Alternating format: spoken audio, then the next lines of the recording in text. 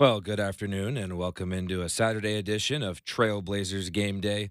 My name is Seth Hoyland, and I'll be filling in here for Chad Doing and Chris Burkhart. Chris on assignment with OSAA, and Chad will be coming up directly following our show with the Trailblazers pregame. I'm joined here by the Godfather, Dwight James, as we lead you to tip off between Trailblazers and Raptors at Moda Center. 7 o'clock tip tonight in the Rose City. Well, second of a back-to-back for the Blazers, coming off a 123-107 loss yesterday to the Houston Rockets. Godfather, a very shorthanded Blazers team yesterday. We saw some good offensive performances, of course. Delano Banton, a career-high 30 points. Anthony Simons, his 24th 20-point game of the season. Chris Murray, his first career double-double, but just not enough offensive firepower to keep up with the young, athletic Rockets team. And what I say, Seth, is let's go. Reinforcements are on the way, right? Yeah, absolutely right. As Dwight mentioned, DeAndre Ayton listed as probable today. Scoot Henderson listed as probable as well. So those Yes. two right there, hopefully playing in today's game. Jeremy Grant and Jabari Walker have both been ruled out. But really, any sort of help, any sort of offensive help, of course, is going to help out this team a lot. Yesterday's starting lineup, Tamani Kamara, Chris Murray, Duop Reef, Anthony Simons, and Delano Banton expected to look a little bit different here today. The Blazers falling 123-107 in that game, had a 12-point lead at one point in the game. The Blazers led by 8 at half. Delano Banton had 4 threes in that first half and took 27 total shots in the game to get to his 30 points. But he's obviously been a bright spot after being acquired by Boston. He was kind of stashed at the end of that bench, not getting a lot of playing time and really thriving in his opportunity here with the Blazers. Portland, 16 made three-pointers in yesterday's game, shot 45% from three. And you'd think, hey, that's probably going to win you a ball game in the Usually. NBA. Yeah. But you look at 17 turnovers that turned into 27 points off of those turnovers for the Rockets. And Houston also 37 fast break points in that game. A lot of those off the turnovers. That's what turnovers do. They often lead to great opportunities in the fast break. And the Blazers will be facing another fast-paced team here tonight, the Toronto Raptors, a second of a back-to-back here at Moda Center.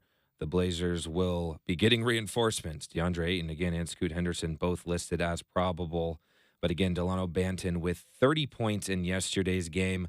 Let's take a look at his post-game press conference, his comments after his career-high night.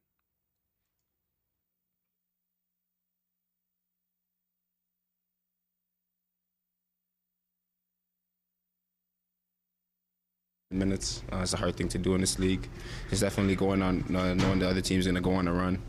Just how you withstand that, how you overcome that, and how you bounce back from that. So it's going to make every game going in another game. So just being able to punch back when we get hit. I feel like we weren't able to, give a run, give a hit back when after they went on that run in the second half. So I just think that.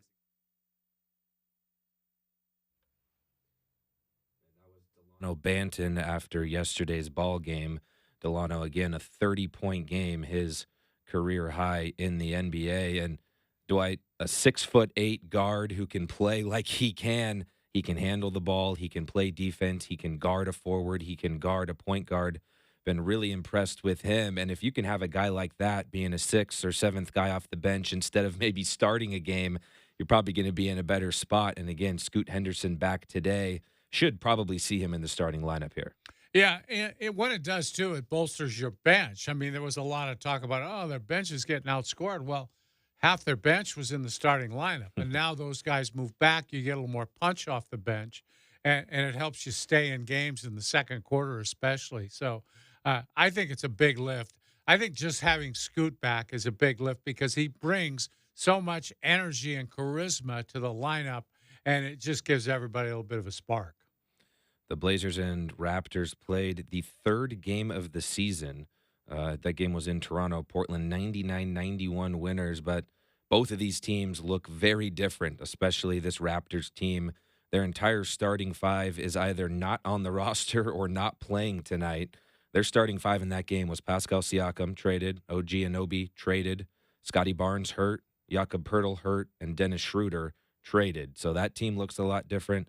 The Blazers' starting lineup in that game was Grant, Ayton, Thibault, Sharp, and Henderson. So obviously, you get a couple of those guys back here today, but both of these teams look very different. Of course, former Blazer Gary Trent Jr.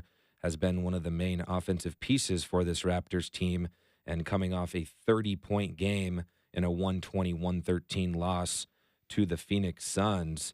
And Gary Trent, I was looking up his numbers in games that he's played since leaving the Blazers, and 4 of his 5 games that he's played against Portland, he's taken exactly 16 shot attempts. So definitely expect Gary Trent to be firing him up today and looking for some revenge here as he returns to Moda Center. Yeah, and they're really missing Scotty Barnes right now. That's the guy who makes them go on offense. And they're just not the same team. Both their forwards, Siakam, Anunoby, really good players on both ends of the court. And you divest yourselves of players of that caliber who are two-way players, that's pretty hard to recover from during the season. If you had an off season maybe and find replacements or just shape your game for other players, that's different. But they're really struggling without those guys. And Gary Trent Jr. again, had a 30-point game. They also acquired R.J. Barrett and Emmanuel Quickly, a couple young guards who have been playing well for them, but similar story for the Raptors, just not a lot of bench depth with the injuries and trades that they have been dealing with. Blazers and Raptors coming up at 7 o'clock at Moda Center. We'll take a quick timeout, and on the other side of this break, we'll hear from Coach Chauncey Billups after the Blazers lost 123-107 last night at Moda Center. You're listening to the Blazers Game Day on Rip City Radio 620.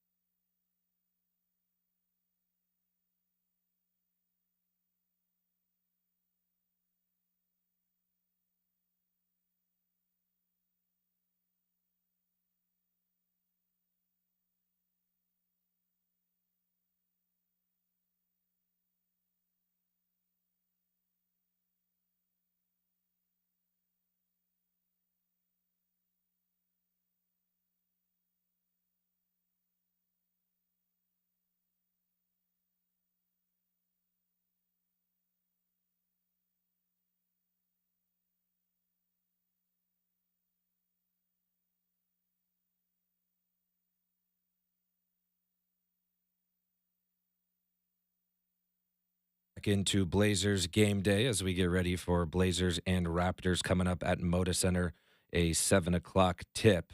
The second night of a back-to-back for the Blazers. Portland falling 123-107 in yesterday's game to Houston. And Dwight, we heard Chauncey's pregame comments yesterday talking about, kind of being a little bit frustrated and how obviously with the players that are available, you essentially have to deal with it, but clearly missing key pieces.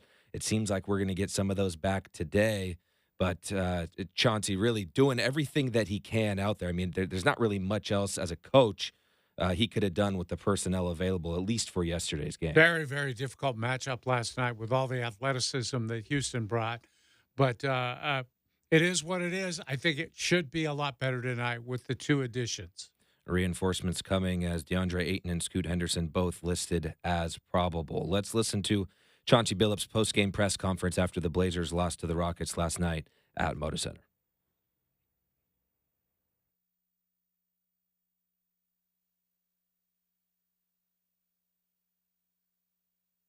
Get into that rotation over and over again. Yeah, the biggest thing is you try to convince them to just be confident, and be aggressive, because the only way is we're going to alleviate some of that pressure and some of those, little junk defenses is to make some shots and make some plays. The worst thing you could do is, continue to keep looking for Ant when he throws it out to you and you trying to go back to him. That's the worst thing you could do, So the only way to alleviate that, a lot of times is to make plays, make some shots and make plays. We have sets that we go to try to get certain looks, certain things, and sometimes it looks good and sometimes it doesn't. Most of those young guys have never been in those positions. What would you say the difference between the first half and the second half was for you guys tonight? I thought we stopped sharing the ball. We stopped moving the ball as much. But I give them some credit. They came out and they were very physical in that third quarter. So they took us out of a lot of things, which I'm sure, was what they intended to do. And, so credit to them. But, we talked about that's what they was going to try to do, and we didn't have enough resistance and we didn't have enough poise. So they took us out of it, got us out of rhythm, and we stopped sharing it. We shared it so nice in the first half, and then we attacked the paint. They did a good job of closing the paint down, and we were just making simple kick passes, and we made shots. So that was really the biggest difference, I thought. Obviously, fast break points is. That's tough there. It's tough to give that up, 37 fast break points, and they scored 27 points off of our turnovers. It's pretty tough to absorb that. On the live ball turnovers, how much of that is them being aggressive in the passing lanes as opposed to not making necessarily the smartest or the crispest reads and passes? I always like to credit the defense on that. We got to be better. We just really have to be better and read that. We know you're playing against a team that likes to jump in the passing lanes. You got to understand and know that, So I like to give the defense the credit on that. They did a really good job jumping in those passing lanes. And, a lot of our guys, they were just a step ahead of us, in some of those reads a lot of times. And, again, a lot of our youngins, they haven't seen that before, but they weren't the only ones turning it over. Some of our vets were doing the same thing.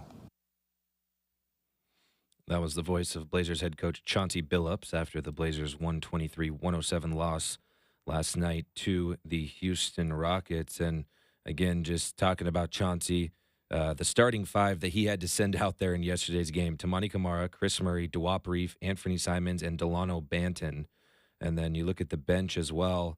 Matisse Thybulle playing 19 minutes, Ashton Higgins playing 18 minutes, Ryan Rupert playing 22 minutes. So, again, just a very short-handed Blazer team, which really has been the story all season long. And not only this year, but it seems like, the past couple seasons in general, Chauncey's really have a tough card dealt to him.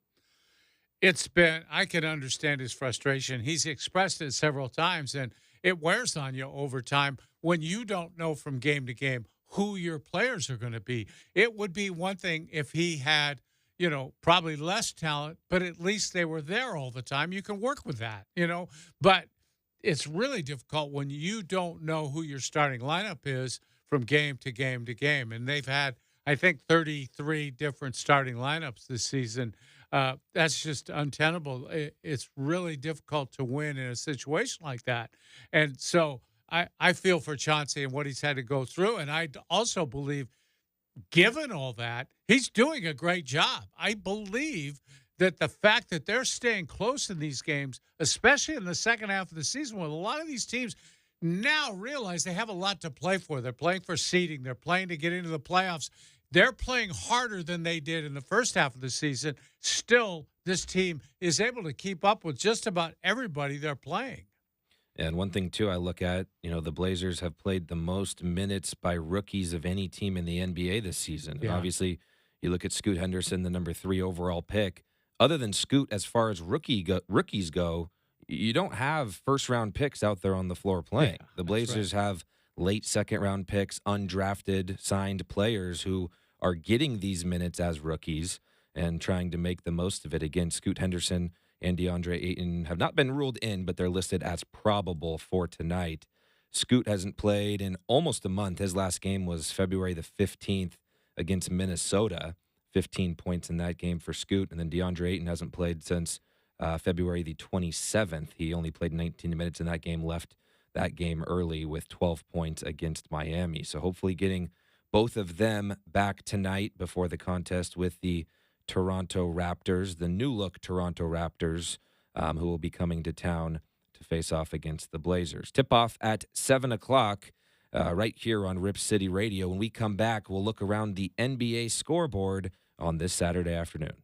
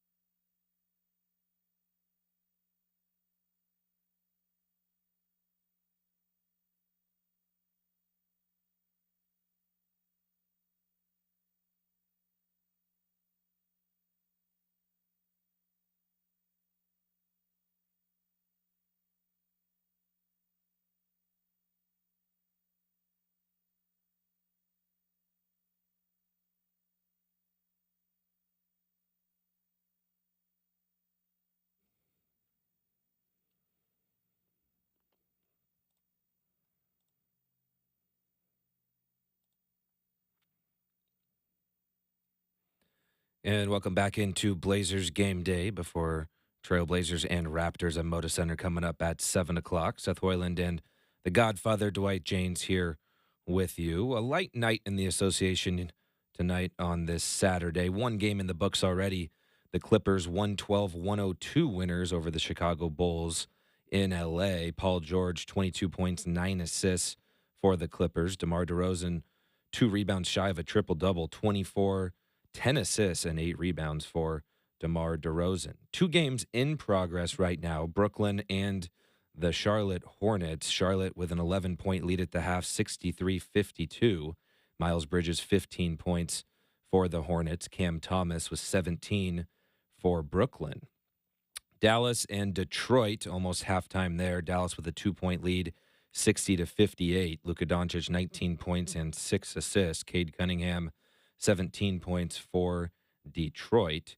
Just 3 other games on the books tonight. Boston and Phoenix coming up at 5:30. Jason Tatum averaging 27 points per game and 8.5 rebounds. KD averaging 28 points per game this season. San Antonio and Golden State coming up at 5:30 at Chase Center in San Francisco. And Utah and Denver will square off at Ball Arena in Denver coming up at 6 o'clock. So Portland and Toronto, the final game on the schedule today, 7 o'clock tip at Moda Center. Portland 17-45, 9-22 at home. The Raptors 23-40, 10-21 away from home. And we talked about it a little bit. This Toronto team, a very new-looked squad, especially after the trade deadline, moving their 2 major pieces, Pascal Siakam and OG Anunoby. I know both of those guys had been rumored or linked to the Blazers at least at one point, but the Raptors end up getting a couple main pieces, especially from the Knicks in that deal for OG Anunoby, getting Emmanuel Quickley and RJ Barrett, both who have been starting and playing about 40 minutes a night for this team. It's kind of one of those teams that, you know, the Blazers only play them twice a year. You're probably not following them a ton, but a team that can score the basketball and get up and down the floor, really similar to the Rockets team we saw last night. Yeah, I've always liked Quickly in his reserve role for the Knicks, and he can score. He's got good range. He'll make threes for you. He's quick. The knock on him has been his defense, and I think he and Barrett together do not bring the kind of defense that you need to consistently win, and I think one of them would be, much better coming off the bench, maybe both of them actually. But they have a lot of rebuilding to do in Toronto, and they've done that before. They know how to do it. But that team is beatable for the Trailblazers. I would say that, especially without Barnes in the lineup. It's a team that I expect the Blazers to have a good game against them.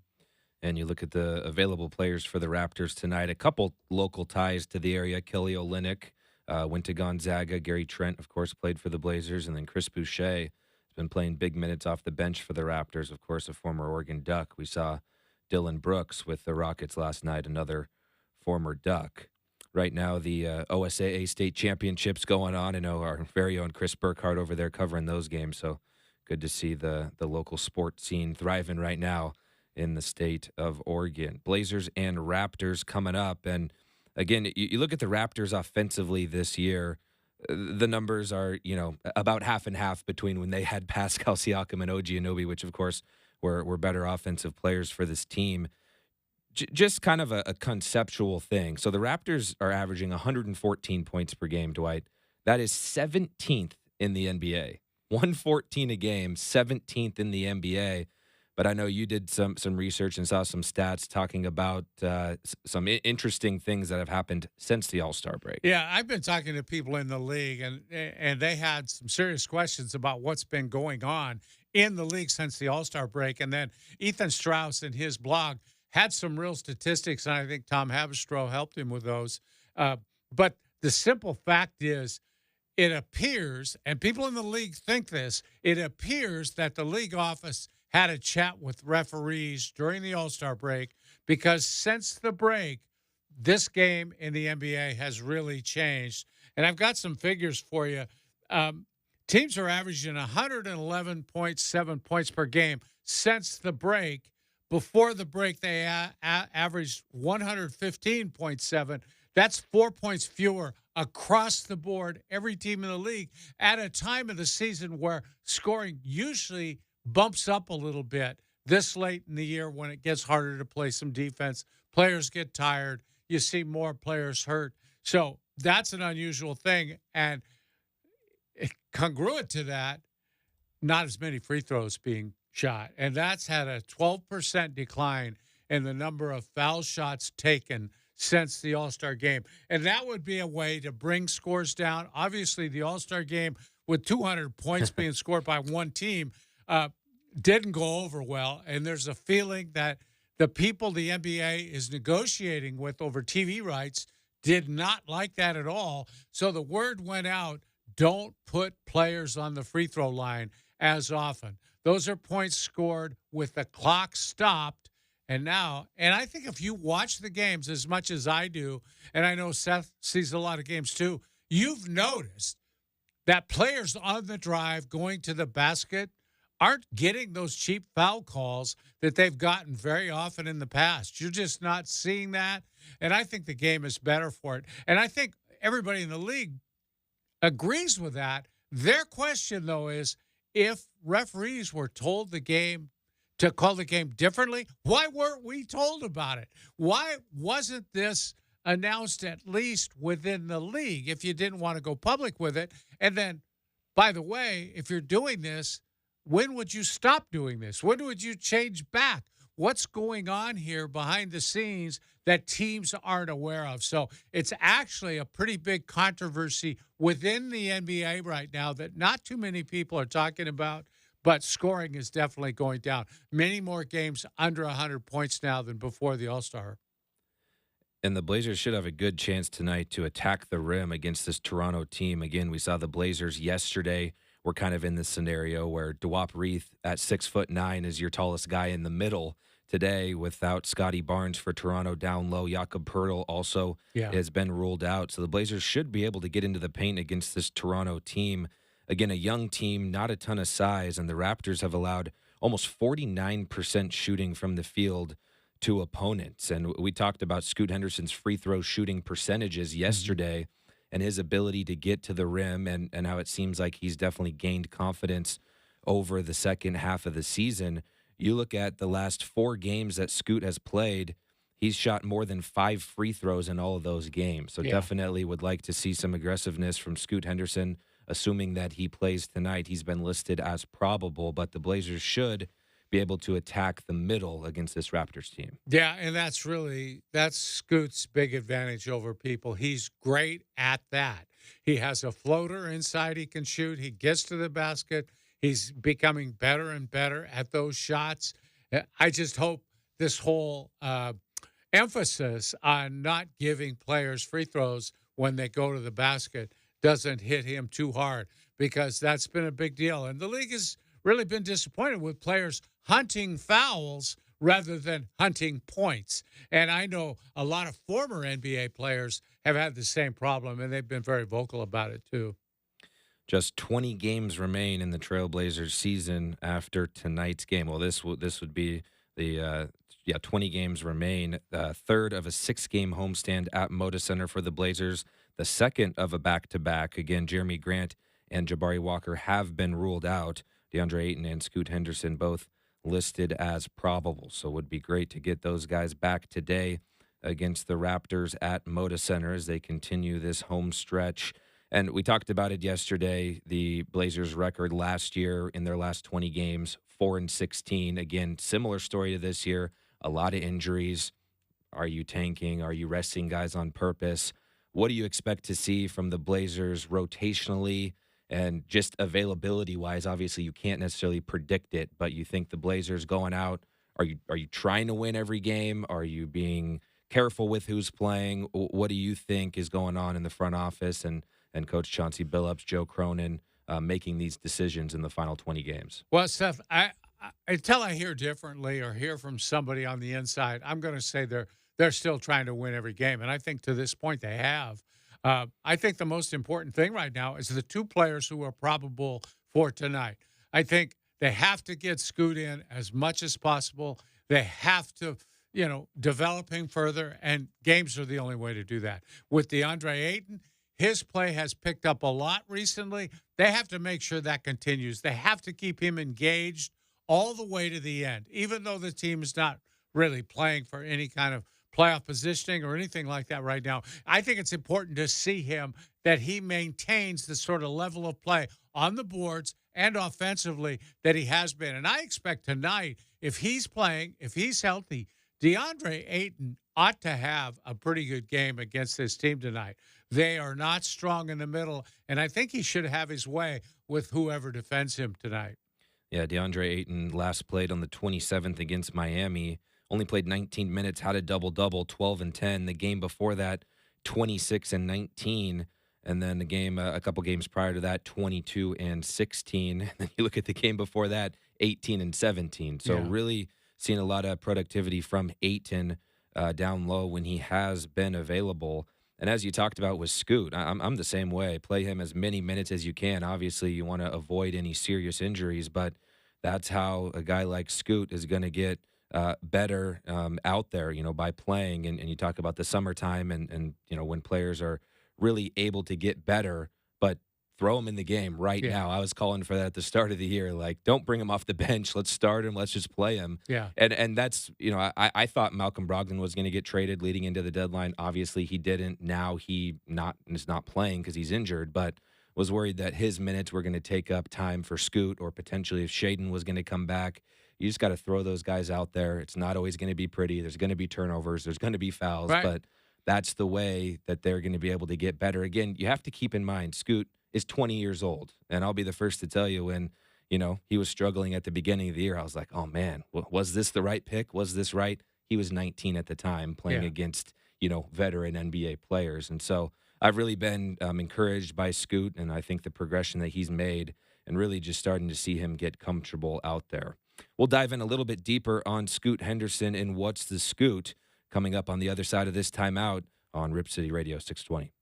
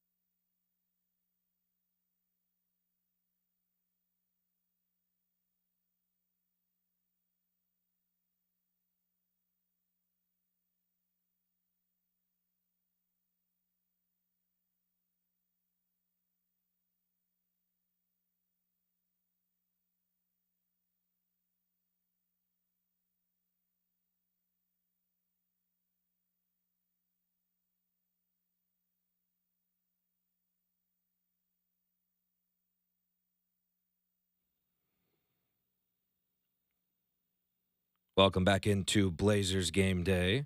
Seth Hoyland and Dwight Janes here. What's the scoot?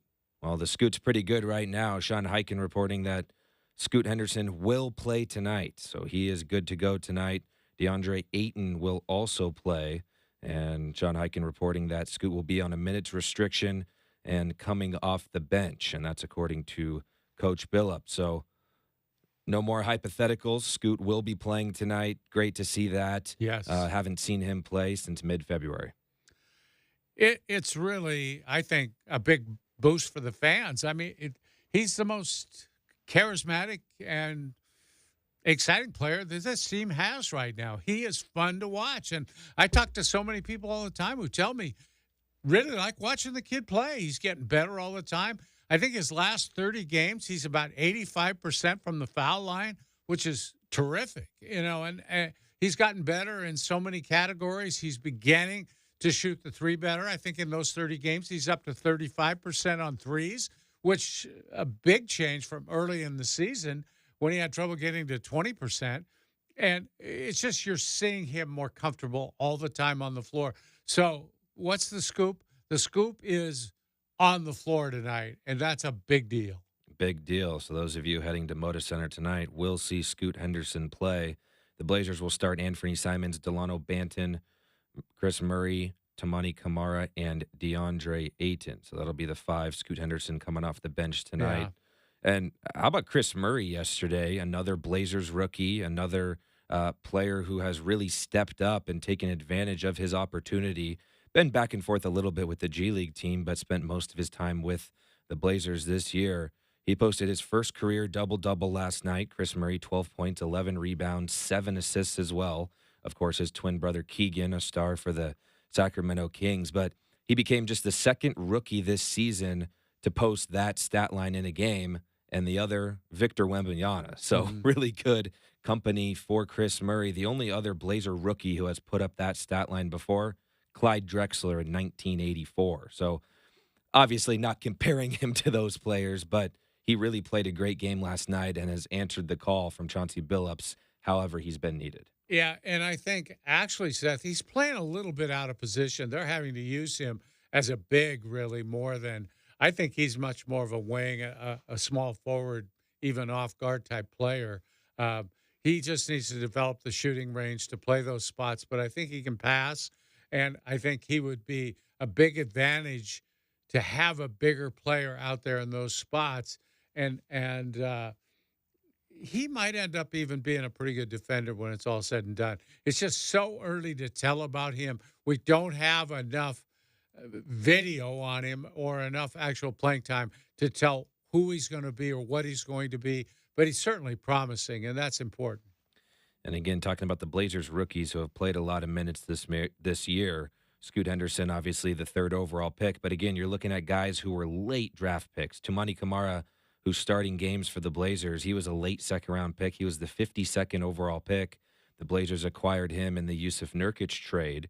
And then you have Chris Murray. He was a late first-round pick, the 23rd overall pick. Duop Reith, of course, undrafted, being signed. Justin Minaya, similar case there. So you have a lot of players who are young and who also were not necessarily high draft picks who are getting meaningful minutes. Yeah. And it's, you saw this last year as well, but these guys who are getting meaningful NBA minutes now, it's going to be great to be able to have them, in a role where they're 6th, 7th, 8th guy off the bench next year and already have that experience under their belt. And again, getting an opportunity that maybe they wouldn't have otherwise. I think the Rip City Remix has been awesome for the Blazers to be able to, send guys back and forth. Again, get that playing time, get those reps. You've heard Joe Cronin and Chauncey Billups talk about that all season long, how valuable it's been, the very rare times that they've had a full, true roster and being able to send these guys back and forth. Because, again, a lot of these players probably should be on the remix if we're being real. Yeah. But, again, just getting that playing time, getting that experience, and then once the Blazers hopefully, have that solidified starting five, a healthy roster, then you have a solid bench who already has experience playing meaningful minutes. Yeah, and I think the other plus about all of that is that when you settle in with closer to your true lineup, then it settles everything down all the way down to the end of the bench. So players now aren't being forced to play out of position. They're not being forced to play positions they're not comfortable in. They have a chance to settle in. No matter what their position, they can settle into playing that position and then get better within the offense, within the defensive schemes, and know where they're supposed to be at all times at both ends of the floor. I think that's been very important. It's part of the reason this team has struggled a little bit. These guys are kids, in terms of NBA experience, and to ask them to go out against experienced players and teams and the sort of concepts that they see from those other teams, man, that's a difficult thing for a young player to do. So now I think they have a chance to get their feet on the ground a little better and be more consistent in whatever role they have when it's a consistent role. And you look at the Blazers lineup last night, of course, getting Scoot Henderson and DeAndre Ayton back tonight. Anthony Simons was the veteran on the floor for the Blazers, and he's 24 years old, and he played 34 minutes in that game. He has the most NBA experience of any player that played in yesterday's game for the Blazers other than Matisse Thybulle. And you look at it that way, just a couple years ago, Anthony, it seemed like was a kid. He was a kid, learning behind Dame, learning behind CJ, and now he's the veteran of this team. And I've really noticed a difference just in the way that he's talked, his leadership, the way that Chauncey has talked about him. I think that's been really good for Ant to be able to take on that leadership role because, again, he's probably becoming the guy a lot quicker than expected. He hasn't had any choice. Right. Yeah, he's had no choice. And again, when he's the most experienced player out there, really leading the team and showing these younger players how to play Blazer basketball. Yeah, and he's kind of blossoming into the kind of player I think everybody here thought he was going to be. A big shot maker, really good in the fourth quarter, makes shots with the pressure on. He'll hit a game winner for you. He is becoming a very trustworthy player for them, and that's really important moving forward. Whether they keep him, trade him, or whatever else they do, he is becoming a very well-respected player within the league. And Anthony Simons, of course, most of the year has led the NBA in crunch time scoring, fourth quarter scoring as well. And it's been great to see his emergence as kind of a leader on this team. But the Blazers getting Scoot Henderson and DeAndre Ayton back tonight before the Blazers take on the Toronto Raptors in the second of a back-to-back at Moda Center, coming up tip-off at 7 o'clock. We'll take a break here on Blazer Game Day. On the other side, we'll give you some cold, hard facts before the Blazers and Raptors at Moda Center, 7 o'clock tip on your home for Blazer basketball, Rip City Radio, 620.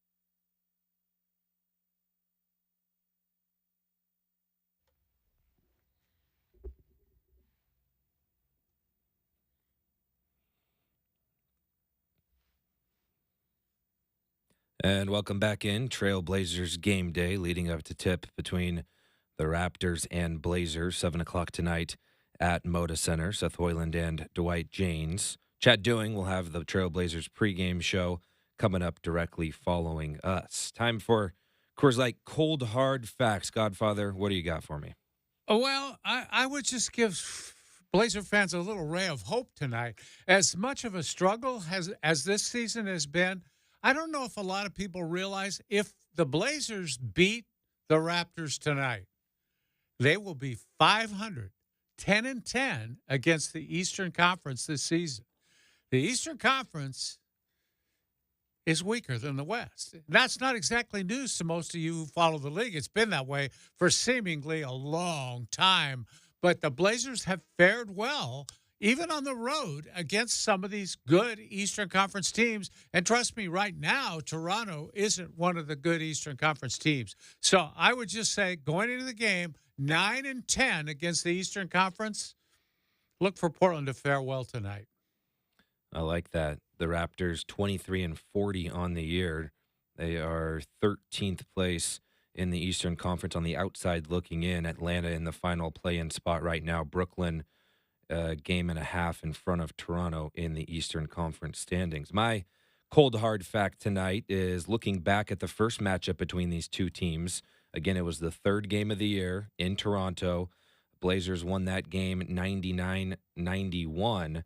And DeAndre Ayton, making his return tonight for the Blazers, will be the only starter in either lineup who played in that game, who started in that game. So between the 10 starters between the two teams, DeAndre Ayton is one of 10 who is still starting for either team. The Raptors, all 5 of their starters from that game either traded or hurt.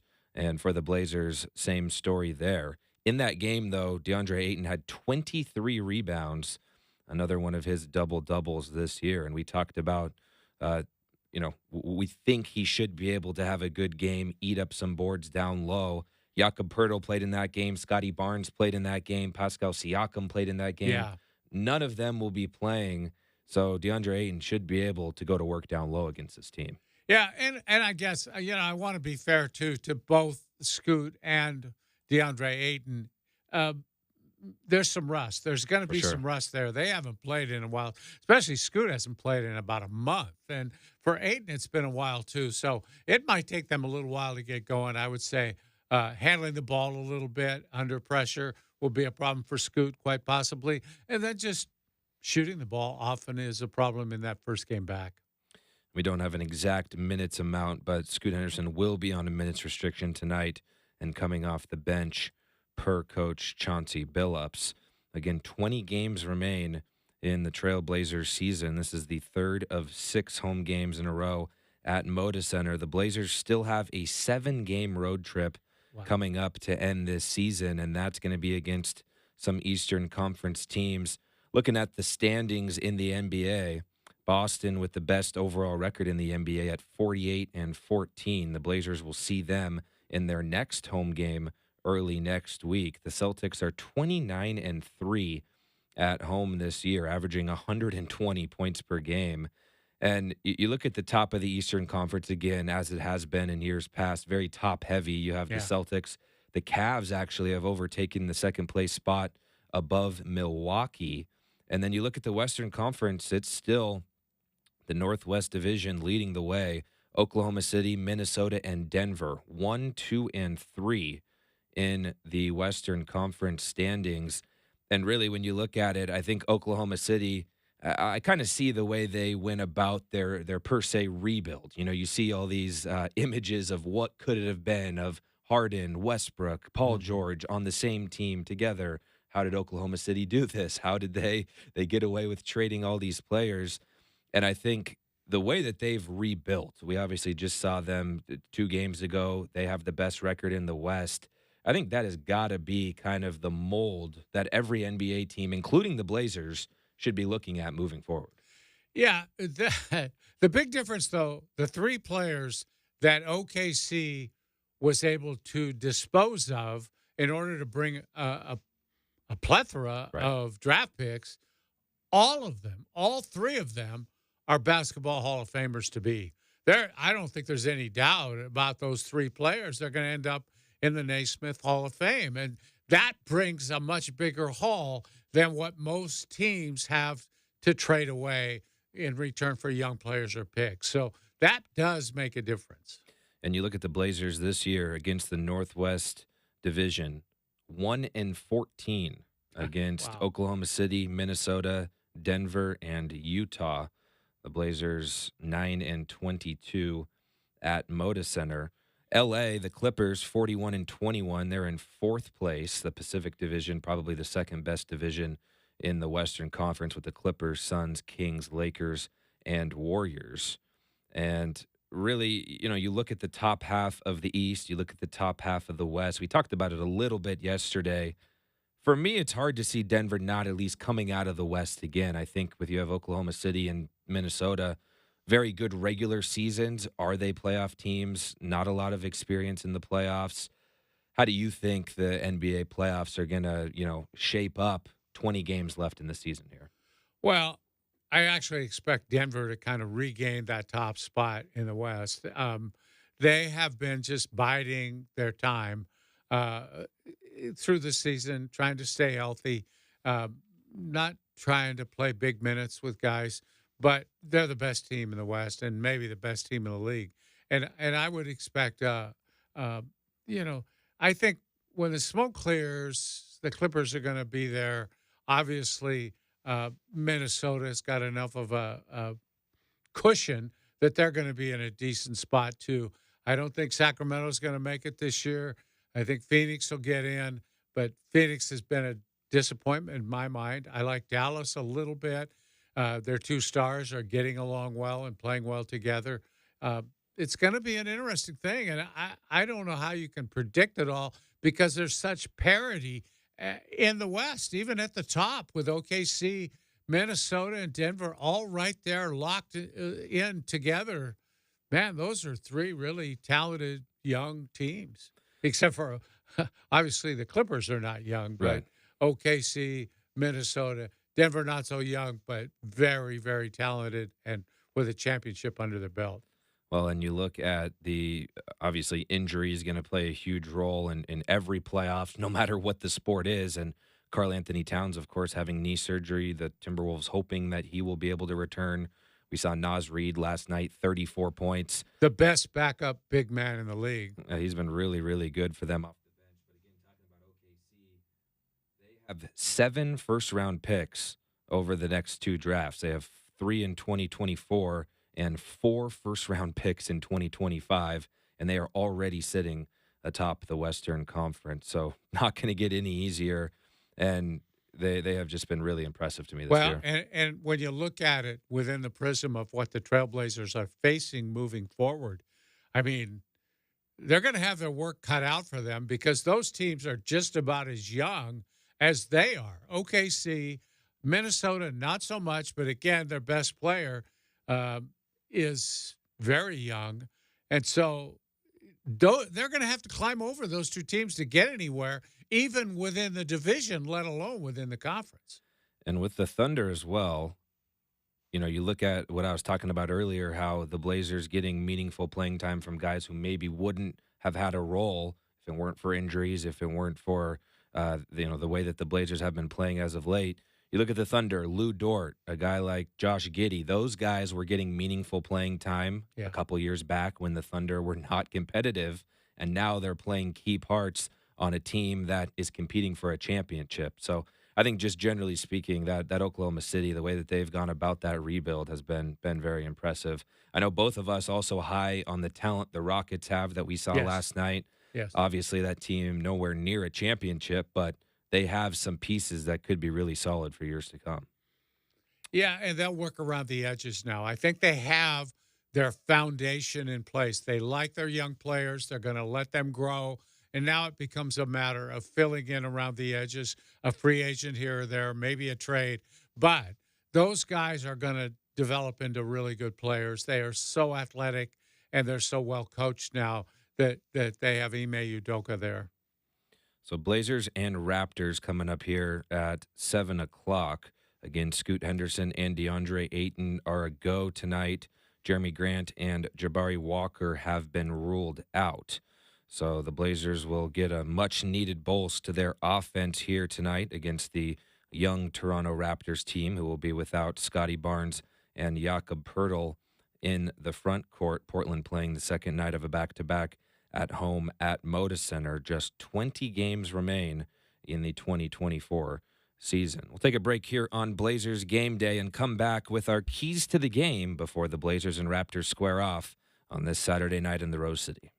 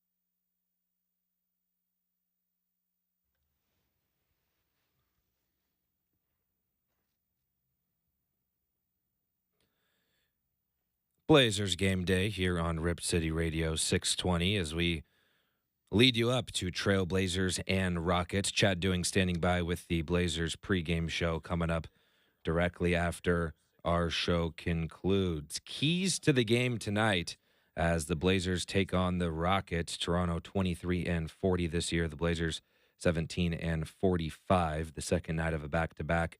Again, the Blazers will be getting DeAndre Ayton and Scoot Henderson back. Jeremy Grant and Jabari Walker have been ruled out tonight. Dwight, we talked about it a little bit, but what are your keys to the game tonight? You know, I think, well, number one, cut down on the turnovers. 17 last night. You can't live with that. And in fact, they'll get out and run and maybe score more points off those turnovers than Houston did. So I think cut down on the turnovers. And then, same old story in the NBA. Make shots. Make shots. And I think they should get good shots against this Toronto team. They should get some fast breaks. They ought to get some runouts for easy baskets. Good transition game against these guys. They want to run, so run on them. Teams that run don't like that. And then, again, hit a few threes. Last night they were good from three. Sometimes that doesn't carry over very well for them, but we'll see. I think the main thing is just watch the turnovers tonight, guys. Yeah, the Blazers 16 made threes in yesterday's game in a loss. I'd be interested to see the stat of teams who make 16 threes in a game, how often you don't win. I have to imagine it's not very high. Well, and they shot 45% from three. They're not a great three-point shooting team, so if you're going to ask them to shoot 45% again, that might be a tall order. But again, it depends on if they work the ball, move bodies, they're going to get good threes, and if they get good threes, they might shoot well again. And again, this young Raptors team going to look to get up and down the floor. The Blazers allowed 37 fast break points yesterday to a young athletic team in Houston. So the Blazers are going to try to limit transition points here in today's game. Anthony Simons yesterday, his 24th 20-plus point game of the year. And speaking of that, my last point about Oklahoma City, I promise, but Shai Gilgeous-Alexander had his 37th 30-point game of the year a couple games ago. I saw a funny video of him and both the Jalen Williams, Santa Clara Jalen Williams, and Arkansas Jalen Williams after the game. And both Jalen Williams kind of looked at each other and just laughed when the reporter said that about SGA. Obviously, Anthony has been really good for the Blazers, but 37 30-point games is incredible for SGA. Yeah, and really, Seth, he makes them look so easy. His points, he's one of those guys that you look at the stat sheet and say, wait a second, he got 35 points tonight? I don't even he did it without looking like he's a guy playing hero ball or gunning every time he gets it. He works within the framework of their offense, and then when they really need a bucket, it's so simple for him to get to the basket and score. He's really a talent. So the Blazers tonight will start Anthony Simons, Delano Banton, Chris Murray, Tamani Kamara, and DeAndre Ayton. Chauncey Billups confirmed before the game. Scoot Henderson will be coming off the bench and have a minutes restriction. So that's the lineup that he will be going with today. So you have two rookies in there in Murray and Kamara. Delano Banton, again, who hasn't played much minutes in his NBA career. DeAndre Ayton, who's probably going to be a little bit rusty coming back from his injury. And then Anthony Simons, who we've talked about as the leader of this team. This will be the second matchup between the Blazers and the Raptors this year. Portland taking game one. That was the third game of the year, a 99-91 victory for the Blazers in that game. And yesterday we saw Delano Banton take 27 shots in that game, and that's not a knock on him. He simply had to. Again, there's just nobody else out there who could get up a shot offensively, and he was really getting to the hoop, being aggressive.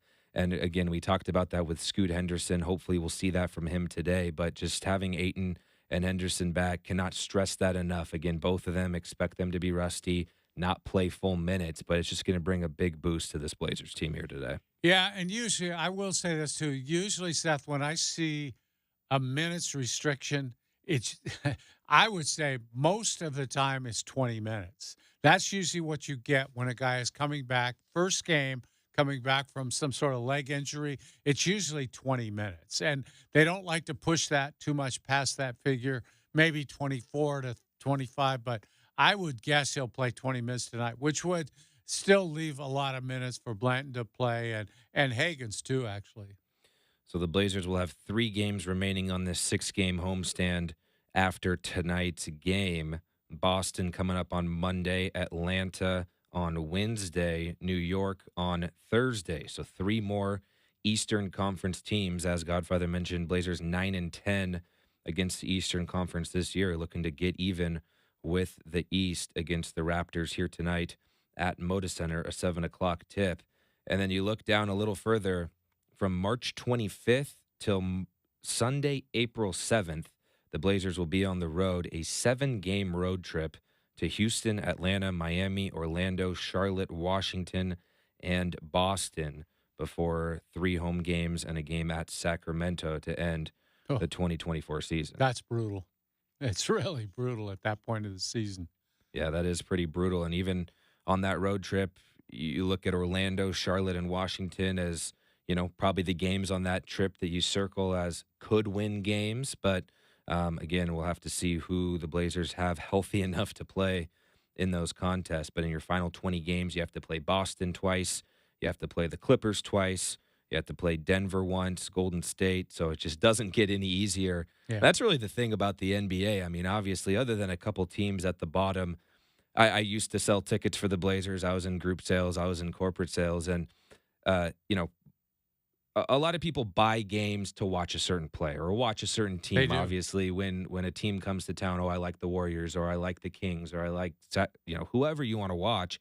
But you also look at it, and every team has a draw for the most part. You can probably nitpick and think of a couple that don't. But even the teams that are at the bottom of the East or the bottom of the West at least have a player that you want to watch or somebody who kind of draws people in. Victor Wembanyama, obviously the number 1 pick on one of the worst teams in the NBA. Mm-hmm. People want to watch the Spurs, even though their record may not show it. So it just shows when you're in the NBA, every game, especially now, not necessarily marquee, but there are reasons to come and watch these games.